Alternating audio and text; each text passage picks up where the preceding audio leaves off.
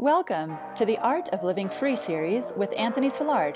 We would love your support to keep these valuable videos and podcasts free for everyone. To make a donation, please visit theartoflivingfree.org.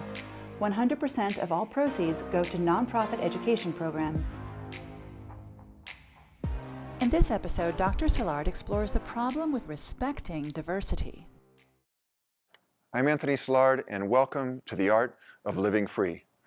So, teaching children to respect diversity when they're very small, teaching high school, college students, teaching your friends and others to respect diversity, sure, that's a pretty good thing to do, right? What would be the opposite, right? Teach people that there should be homogeneity and you should only be with people that look like yourself? That wouldn't be a good thing to teach, right? However, now for the curveball. We live in a very multicultural society. In California is one of the most multicultural states, and and where I live in Southern California, there is this idea of like respecting diversity, right? So let's think, where does the word respect come from? It comes from re, which is again, and spect is like spectacles or spectator. It's about seeing. So respect is about seeing again. So if you want to see someone again, you have to respect them. So we have this very cold respect in Southern California, and I would say in the United States as a whole. No one wants to ever say the wrong thing, and let's develop a culture which is highly individualistic, where everyone's going to live their life and no one's going to interfere with anyone else. In the United States, the individual rights are king. They're above anything else. So anybody, whether they're black, brown, yellow, red, whatever skin color, they should be able to live their own lives in this country, and that's the American ideal. But it doesn't work because we respect diversity, but we do not engage with diversity.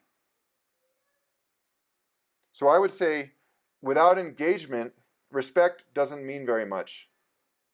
It means that everyone lives in their own little home with their own little shelter, with their Netflix, and it watches the same shows, but everyone is deftly separate.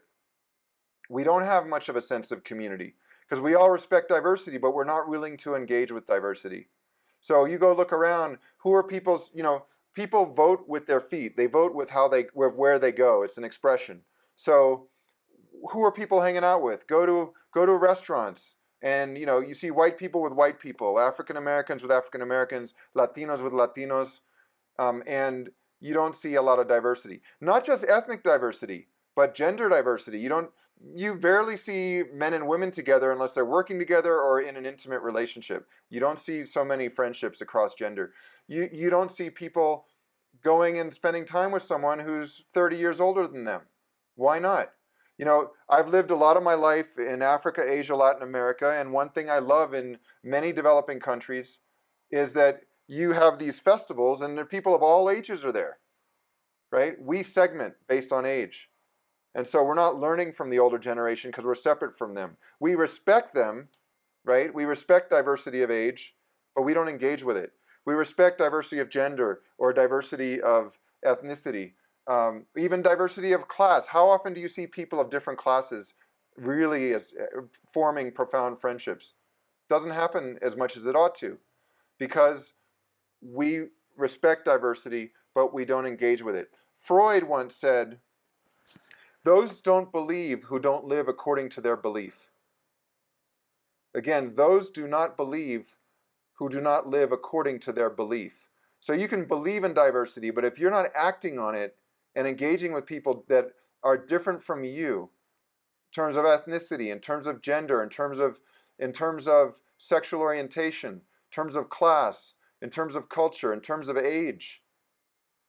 If you're working in an organization in terms of tenure, people who are newer in the organization or people who have been there a long time, if you're not engaging with people who are different from you, is that really respect? Right? What we have in the United States is a very deeply embedded individualism. And because we respect diversity but do not engage with it, we do not truly understand each other. And this leads to violence. This leads to conflict. This leads to policies that are not equitable or fair. And this has to change. My first book, Full Alignment, it's also been called The Connection. There's a Japanese proverb that begins the book, and the proverb is, vision without action is a daydream. Action without vision is a nightmare. What we have in the United States is both. We've got this vision of a diverse society, but we don't act on it. And then we have people that have to interact with each other for work or other types of reasons, but since they don't really truly engage with each other socially, the way they act together becomes a nightmare, with a lot of ridden with conflict, because they don't truly understand each other. So we are living in a daydream and a nightmare in this country around issues of diversity. So, so what does it mean to respect diversity in the United States? It means don't say anything that will offend someone else.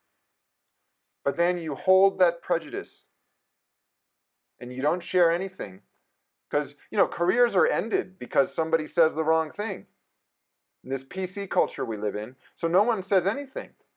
Now I'm not advocating that people should be able to make racist statements and sexist statements and so forth. That should not be tolerated.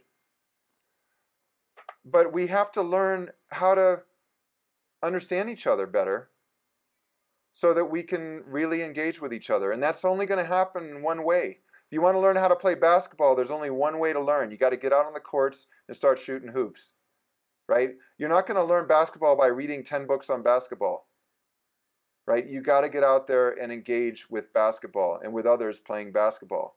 It's the same thing with diversity.